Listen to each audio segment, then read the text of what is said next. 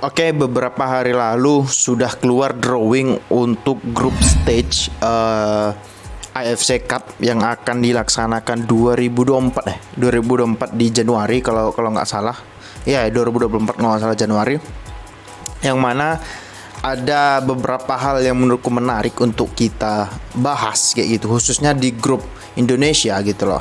Nah, Indonesia ini kan setelah kemarin, oke, kita flashback dulu terkait dengan perjalanan timnas Indonesia di kualifikasi sampai bisa lolos ke Piala Asia gitu loh. Nah, pertandingan pertama kan itu Indonesia lawan Kuwait ya, di kandangnya Kuwait, ya bisa dibilang di kandangnya Kuwait, yang mana Indonesia itu menang 2-1 atas Kuwait, menang lewat ya bisa dibilang laga yang dramatis, yang mana menurutku bahkan Indonesia layak menang dan sangat layak. Kalau kita lihat kualitas pemainnya Kuwait juga menurutku nggak jauh beda dengan pemain kita. Bahkan kalau aku bilang pemain Indonesia ada ya satu ataupun setengah level lah di atas pemain Kuwait, karena permainan Kuwait di kualifikasi kemarin menunjukkan bahwasanya ini tim itu nggak bisa main bola, dalam artian organisasinya itu kacau kayak gitu, passingnya juga kacau. Mereka hanya mengandalkan tinggi badan dan juga mengandalkan crossing di depan gawang. Ya, golnya Kuwait itu kan gol ciri khas tim-tim inilah, tim-tim Timur Tengah lah, yang ngandalkan heading, ngandalkan crossing kayak gitu. Dan ya, but it's goal gitu loh. Goal is goal. Gol ya tetap dihitung gol kayak gitu. Cuman kalau mau main kayak gitu untuk di turnamen sebesar Piala Asia, yang mana itu adalah termasuk kalender FIFA, menurutku agak konyol menurutku sih kalau mainnya cuman crossing dan long ball kayak gitu loh. Nah, dalam pertandingan Indonesia lawan Kuwait itu kan di quarter final, di kualifikasi Piala Asia itu kan bisa dibilang Indonesia ketinggalan terlebih dahulu gitu loh, 1-0 itu. Kemudian dibalas melalui golnya Mark Lok dari titik putih, yang mana menurutku itu layak dapat penalti karena kipernya juga loak gitu loh, karena bola udah lewat, dia hantam Muhammad Irianto ya, kalau nggak salah dia hantam Muhammad Irianto, dan itu layak penalti. Dan penaltinya si Mark Lok itu keren kalau aku bilang gitu loh. Nah, setelah itu kan setelah 1-1 which is yang megang berimbang lah permainan kayak itu. Kemudian ada momen Witan bisa meliuk-liuk di kotak penalti Kuwait, dan bola muntah disambar sama Muhammad Irianto kembali kayak gitu, dan Indonesia menang 2-1, dapat 3 poin gitu loh. Dan kemudian Indonesia bisa lolos lah ke Piala Asia kayak gitu, yang mana aku cuman ingat pertandingan itu gitu loh, karena pertandingan itu yang menurutku membuka mataku bahwasanya ada harapan untuk sepak bola Indonesia ke depannya based on pertandingan tersebut gitu loh. Tapi berdasarkan pertandingan misalnya di AFF terakhir, Indonesia mainnya jelek, serius jelek. Mohon maaf nih kepada seluruh fans sepak bola Indonesia gitu loh.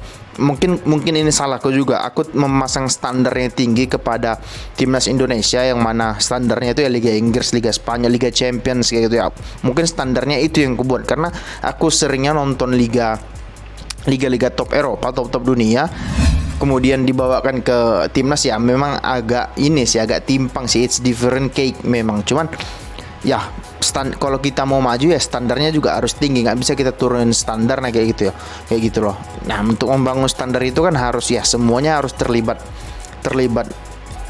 secara komprehensif gitu loh. Artinya dari mulai pengurus, pemilik klub, bahkan pemainnya gitu loh. Bagaimana mungkin pemain hebat itu lahir dari kompetisi antar berantak? Mungkin ada 1-2 gitu, cuman kan nggak banyak. Masa iya timnas cuman dihuni sama 1-2 pemain bagus saja? Enggak kan. Kalau bisa lapis 1 lapis 2-nya itu bagus dan keren kayak gitu, kalau bisa kayak gitu loh. Nah, setelah itu kemarin drawing 2 atau 3 hari yang lalu gitu loh. 2-3 hari yang lalu itu ada drawing yang mana Indonesia tergabung di grup bersama Jepang, Irak, Vietnam, dan Indonesia gitu loh. Nah, yang mana kalau menurutku gitu loh, aku sebagai orang yang bahkan nggak ingat kapan terakhir kali aku nonton Liga Indonesia, mungkin 4-5 tahun lalu, karena dipotong Covid ya gitu. Mungkin 4 atau 5 tahun yang lalu mungkin aku nonton Liga Indonesia. Pada saat terakhir kali aku itu nonton Liga Indonesia pada saat juaranya itu siapa ya yang juara? Enggak juga, bukan Persija. Entahlah, lupa. Pokoknya 4, 5, 6 tahun yang lalu lah aku terakhir kalau nonton Indonesia. Bukan karena aku benci sepak bola Indonesia, enggak, karena ketika menonton sepak bola Indonesia menurutku ada hal-hal yang membuatku itu nggak nyaman menontonnya gitu. Salah satunya pemainnya yang gampang emosi lah, permainannya yang enggak karuan gitu loh. Artinya wasit, belum lagi ketika bicara wasitnya, belum lagi ketika bicara pelatih, pemain, banyak long pass, banyak long ball. Tidak, ya memang kembali lagi aku bilang itu salah kok, karena aku menetapkan standar yang tinggi kepada sepak bola Indonesia kayak gitu. Tapi it's okay kalau kalian menganggap liganya bagus dan kalian nonton, ya nggak masalah, itu hak kalian. Cuman kalau menurutku, aku pribadi tidak begitu menikmati menonton Liga Indonesia. Mungkin timnas agak sedikit menikmati, karena menurutku gitu loh, ketika menonton bola aku harus merasa terhibur karena aku sudah meluangkan waktuku kurang lebih 1,5 jam untuk duduk di depan TV, laptop ataupun handphone gitu loh. Aku sudah meluangkan waktuku, ketika aku tidak merasa terhibur, ya ngapain gitu loh, menambah beban pikiran lah kayak gitu loh. Jadi menurutku ya ngapain ditonton kalau kita nggak merasa nyaman. Tapi kalau kalian mau nonton, ya nggak masalah, itu hak kalian loh gitu. Nah, kembali lagi kepada grup stage ini tadi gitu. Nah, di grup stage ini menurutku Indonesia punya peluang untuk lolos ke babak selanjutnya, 16 besar atau 32 besar, whatever lah. Indonesia bisa lolos, definitely Indonesia bisa lolos grup stage dengan catatan tidak gegabah gitu loh. Apa yang kau maksud dengan tidak gegabah? Kayak gini, kekurangan pemain Indonesia adalah satu, mental pemain kita itu tidak begitu teruji melawan melawan tim-tim yang di atas kita. Dan juga ketika melihat lawannya itu besar, tinggi, kalau kulihat kita cenderung takut untuk bahkan maaf cakap, bukan aku tidak hormat kepada semua pemain. Ini menurutku bahkan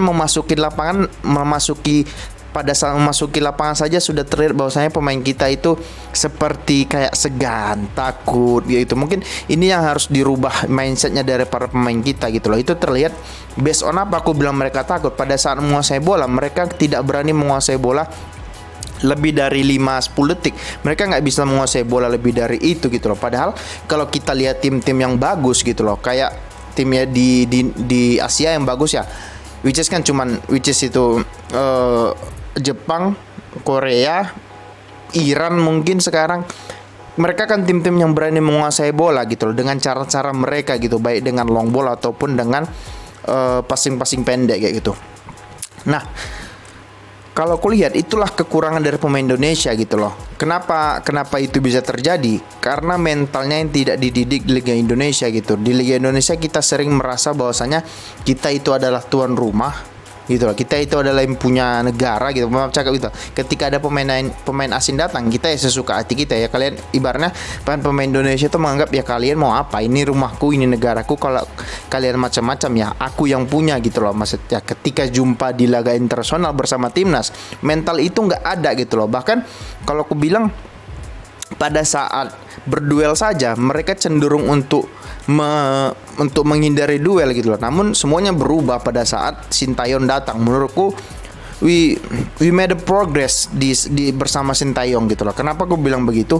Secara mental menurutku sudah cukup cukup baik lah gitu. Karena pelatih Korea kan itu terkenal dengan pelatih yang keras, yang tegas gitu loh ya. Bisa dilihat dari cara Sintayong gitu loh. Aku kalau melihat Sintayong kadang di potongan-potongan video TikTok atau short atau reels gitu, melihat bahwasanya ini orang memberikan seluruh hatinya, seluruh pikirannya kepada timnas Indonesia, yang mana menurutku tidak dibalas lebih, tidak diapresiasi oleh federasi, oleh liga, oleh pemain dan oleh sebagainya gitu loh. Kenapa aku bilang demikian? Karena menurutku ya, ketika Sintayong sudah memberikan segalanya, pemain ataupun klub-klub Liga 1 ataupun federasi tidak memberikan feedback kepada dia. Contohnya apa? Contohnya memberikan laga uji coba internasional dengan tim-tim yang keren gitu loh. Ya yang sering kita hadapi kan negara kayak Curaçao lah, Burundi lah, Timor Leste lah, Fiji lah, Guatemala, negara-negara apa gitu. Bahkan aku baru dengar negara kayak Curaçao, Fiji, Guatemala itu kan negara-negara antah berantah yang menurutku untuk ekonomi negaranya saja mungkin masih berjuang, apalagi untuk memajukan sepak bolanya kayak gitu.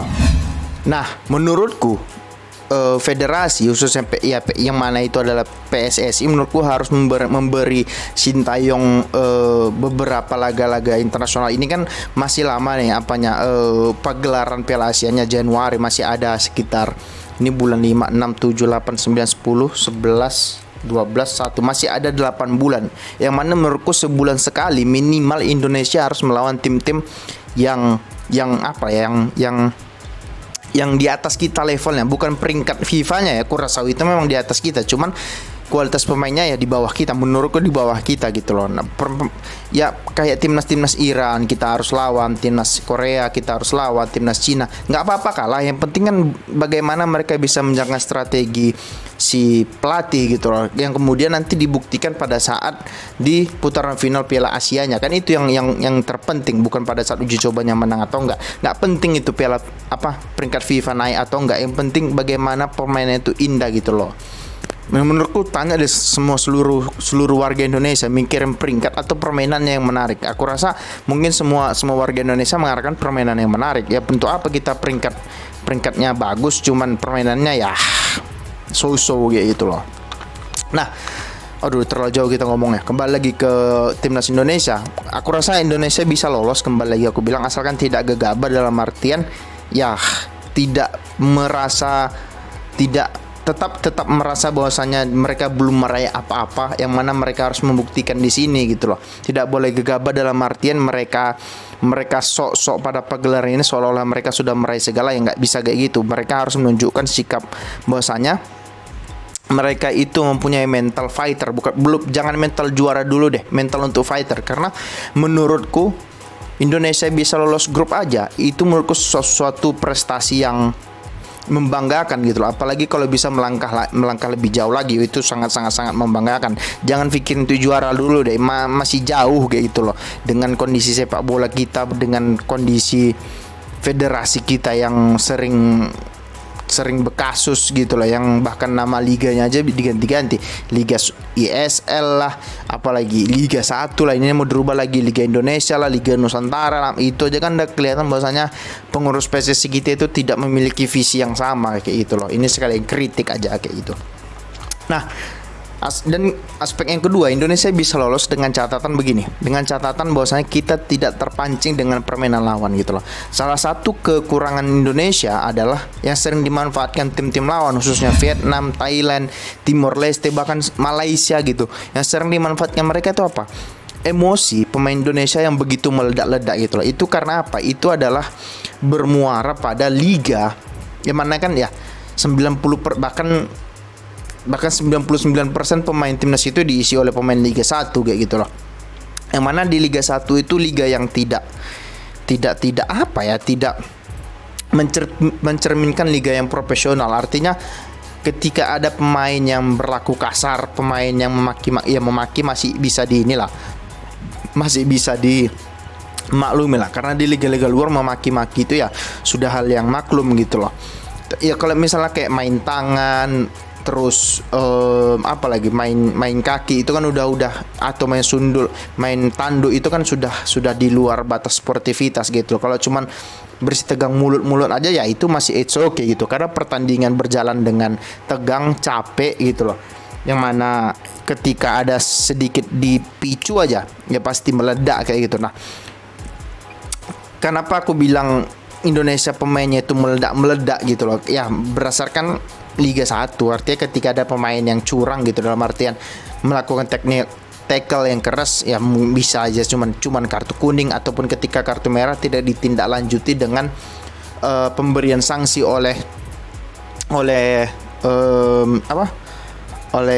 PSSI gitu. Berbeda dengan liga-liga luar gitu loh. Contohnya kayak Casemiro yang mencekik pemain Crystal Palace gitu kan, langsung di kartu merah, tapi dia disuspend main kurang lebih 3 pertandingan. Artinya ketika pertandingan berikutnya bisa terlihat Casemiro tidak lagi terlibat dalam perkelahian dalam segala macam. Dia sadar bahwasanya kalau dia merah akan merugikan klub dan juga akan merugikan dirinya sendiri gitu loh. Itu ada peran federasi di situ gitu loh. Kalau misalnya federasinya lembek, ya itulah yang terjadi sama pemain Indonesia. Pemain Indonesia merasa ketika mereka menghadapi pemain luar yang mana peraturannya itu berbeda, lebih keras lagi, lebih ketat lagi, ataupun lebih tegas lagi peraturannya, mereka menganggap bahwasanya ini Liga 1 ya, mereka main kayak main di Tarkam, kayak main di liga-liga inilah, liga-liga antah berantah lah mereka buatnya gitu. Padahal ini adalah arena yang berbeda dari Liga Indonesia kayak gitu loh. Nah, itu yang kedua kenapa syarat Indonesia bisa lolos kayak gitu. Yang ketiga menurutku adalah stamina gitu loh, stamina Indonesia. Nah, salah satu juga kekurangan pemain Indonesia adalah stamina gitu loh. Makanya di era Sintayong dia tidak banyak bicara tentang taktik, bicara tentang strategi. Bisa dilihat dia selalu bahkan di awal-awal Sintayong melatih, dia mengeluarkan statement yang mana menurutku itu bagus. Dia bilang pemain Indonesia ini cuman bisa bermain 20 menit secara konstan gitu, secara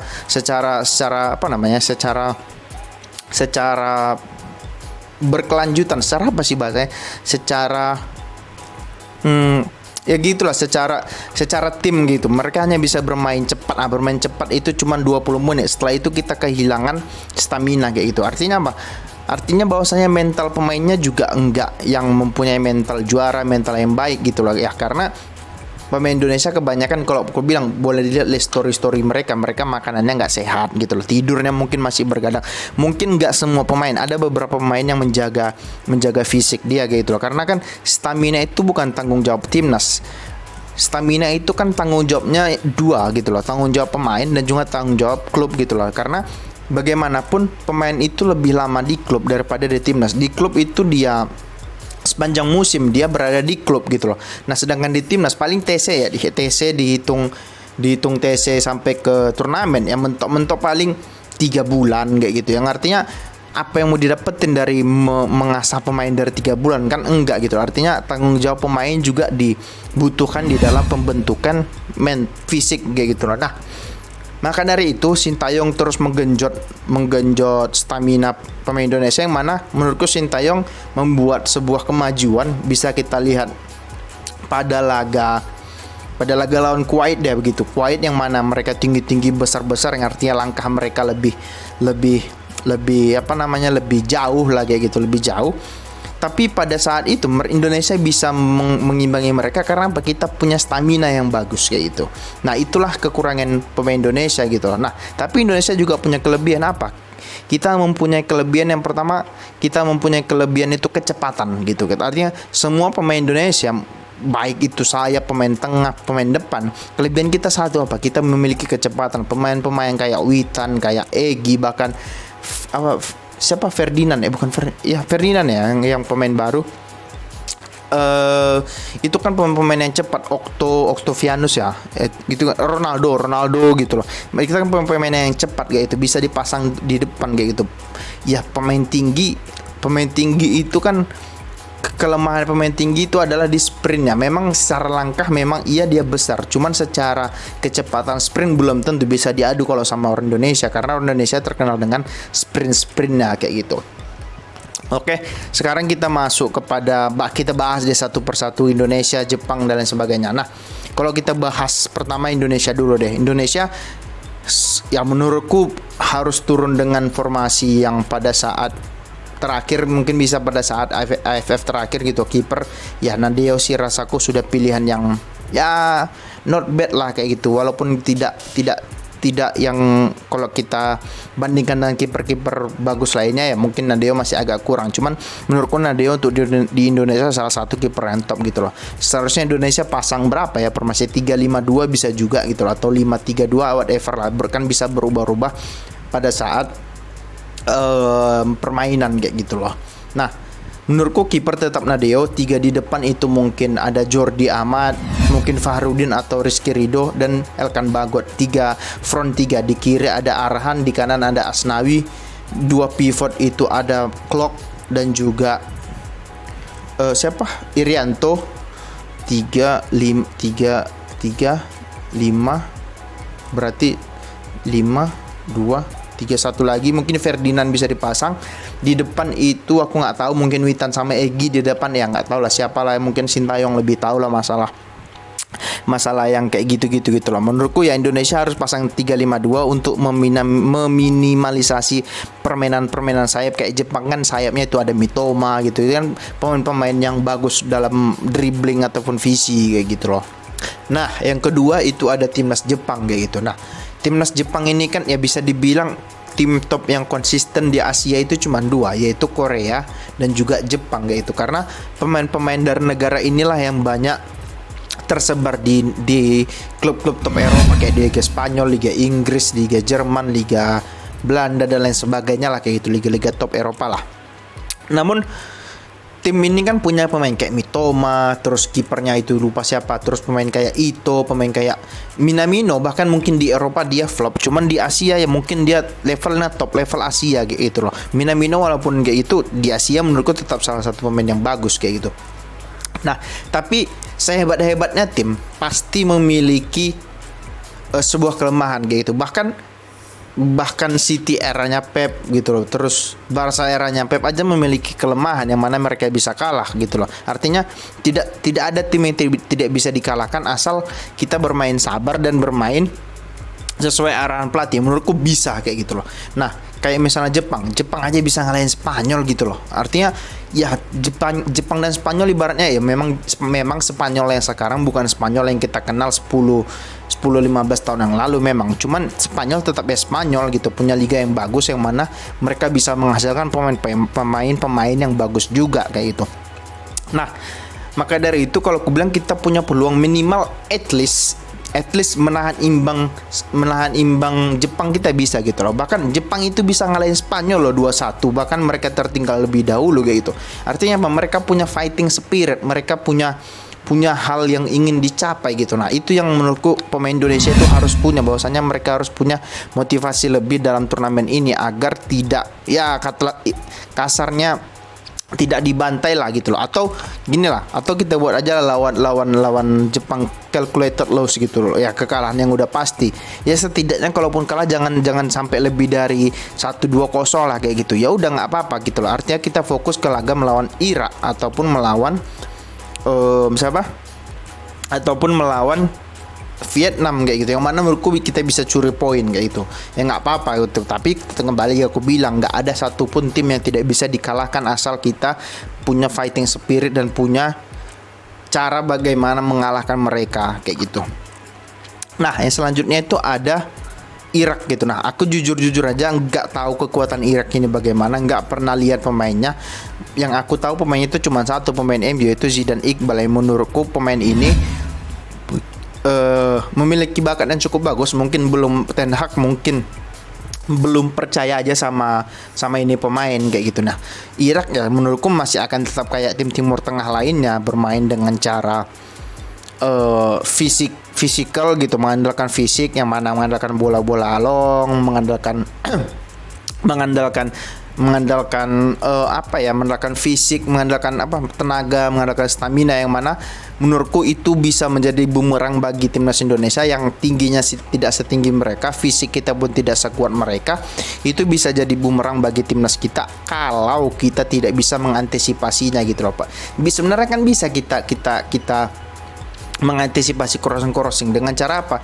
Jangan kita biarkan bola itu mengalir ke sayap untuk diberikan crossing kayak gitu. Itu kan salah satu caranya. Dengan seperti apa ya? Kita kepung, walaupun misalkan bola itu bisa di sayap, kita kepung pemain yang ada di sayap, jangan sampai mereka melakukan kombinasi agar crossing gitu. Caranya ada satu pemain, ada dua. Misalnya ada satu pemain Irak yang disayap untuk mengeluarkan crossing gitu loh. Ada 2 atau 3 pemain yang ngepres agar apa? Dia tidak sempat berpikir untuk melakukan crossing. Hal yang begitu kan bisa, cuman ya kita harus punya stamina yang prima untuk melakukan pressing dalam 90 menit ya. Menurutku agak sulit kalau kita bicara pemain Indonesia kayak gitu loh. bukannya pesimis ya, cuman beberapa kali aku nonton timnas Indonesia tidak pernah melakukan pressing yang 90 menit kayak gitu ya.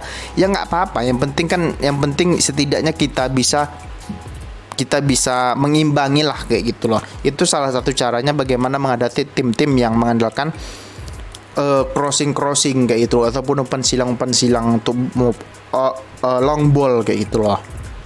Nah, ya, kalau menurutku lawan Irak kita harus ambil poin, jangan sampai kehilangan poin. Cukup pada saat lawan Jepang saja kita kehilangan poin kayak gitu. Nah, yang ketiga itu adalah Vietnam. Gini, Vietnam ini adalah tim yang cukup menarik gitu loh. Kenapa aku bilang menarik? Setelah at least dalam 5 sampai 7 tahun terakhir Asia Tenggara itu dikuasai cuma sama dua tim, Vietnam dan juga Thailand gitu loh. Yang artinya Vietnam ini menjelma menjadi kekuatan yang ya bisa dibilang mereka kan sempat meredup gitu loh. Kembali lagi bersinar setelah di bawah pelatih Park Hang-seo gitu loh. Dimulai dari Piala Asia Junior mereka berhasil mencapai juara 3 atau juara 2 ya gitu. Juara 2 kayaknya. Mereka berhasil, disitulah mulai bibit-bibit baru ditemukan oleh pelatih Korea Selatan juga Park Hang-seo, yang mana pelatih ini ngeselinnya minta ampun gitu loh. Tapi ya dia berhasil melakukannya gitu loh, dengan metode dia yang dengan metode latihan keras, dengan metode latihan yang diktatorial lah kayak gitu. Cuman he did it gitu loh, it works gitu. Ya, menurutku, tapi kan sekarang pelatihnya bukan Park Hang-seo lagi. Aku nggak tahu siapa pelatihnya sekarang. Yang mana menurutku kita bisa memanfaatkan itu. Artinya faktor pelatih ini kan penting dalam sebuah klub, karena pelatih lah yang akan mencurahkan filosofi kepada pemain. Pelatih lah yang memotivasi, pelatih yang memberikan arahan, melatih visi, melatih fisik, melatih passing, kontrol, dribbling. Itu kan peran pelatih di situ sangat besar kayak gitu loh. Nah, menurutku sekarang bukan Park Hang-seo lagi, apalagi pemain-pemain Vietnam juga mungkin pasti bisa gitu loh. Menurutku akan sangat konyol kalau kita kehilangan poin lawan Vietnam gitu. Kita harus ambil 3 poin lawan Vietnam, minimal lawan Vietnam deh gitu loh. Minimal lawan Vietnam kita harus menang. Kalau lawan Iran mungkin bisa seri, lawan Jepang mungkin bisa kalah gitu loh. Akan lebih baik lagi kalau kita tidak mengalami kekalahan dari tiga tim tadi kayak itu, dimana di antara salah satunya kita bisa meraih kemenangan kayak gitu loh. Nah, maka dari itu kalau menurutku kita tetap sesama tim Asia Tenggara, kita tetap punya peluang, kita tetap punya kesempatan untuk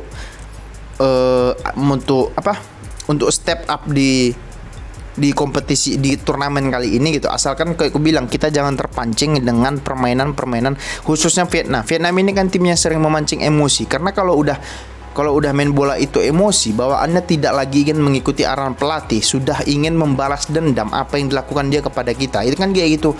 Kalau kita main bola gitu, kalau ada emosi ya udah nggak mikirin taktik, nggak mikirin gol lagi, gimana caranya mencelakai pemain lawan kan. Itulah yang selalu dimanfaatkan tim lawan kepada tim Indonesia. Yang pandai menggunakan itu siapa? Malaysia, Timor Leste, Myanmar, ya pemain Asia Tenggara lah kayak gitu, yang pandai memanfaatkan hal-hal yang di luar sepak bola kayak gitu. Itulah kelebihan mereka gitu loh. Maka dari itu kalau aku bilang kita harus ambil poin, bahkan poin penuh melawan Vietnam, yang mana mereka tetap tim Asia Tenggara. Kita sudah sering ketemu sama mereka, minimal setahun itu 2 kali kita ketemu mereka gitu loh, yang mana kita sudah tahu kekuatan mereka. Dan aku rasa Sintayong juga sudah mengumpulkan bahan-bahan untuk bagaimana mengalahkan, setidaknya nggak boleh kehilangan poin melawan Vietnam. Merasaku Sintayong sudah punya plan itu kayak gitu loh.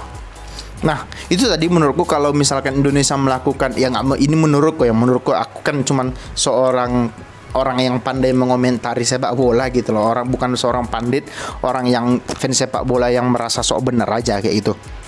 Maka dari itu kalau aku bilang kalau pemain Indonesia nggak gegabah, pemain Indonesia nggak kehabisan stamina gitu, mungkin gini aku ngasih saran sedikit. Bisa aja Indonesia main ngepres, mungkin di 20 menit awal kita press habis-habisan pemain lawan, kita cari 1 gol, setelah itu kita mundur, bisa-bisa aja kayak gitu loh. Asalkan jangan kita artinya artinya kita ngepres di babak pertama, terus babak kedua kita selesai ya, nggak gitu juga. Atau kita bisa lah parkir bus, bisa juga nggak masalah gitu loh. Karena memang kualitas pemainnya tidak bisa bermain secara terbuka ya, nggak masalah gitu loh. Karena bagiku pelatih yang baik tetap adalah pelatih yang tahu memanfaatkan pemain yang ada di dalam skuad. Nah, itulah pelatih yang baik begitu. Nah, itu dulu terkait dengan konten drawing AFC Cup, yang mana menurutku Indonesia mungkin punya 50-50 peluang untuk bisa lolos dari grup berdasarkan apa yang setelah kupaparkan tadi begitu. Oke, bagi kalian yang belum subscribe silahkan di subscribe dan terima kasih. Oke, ciao.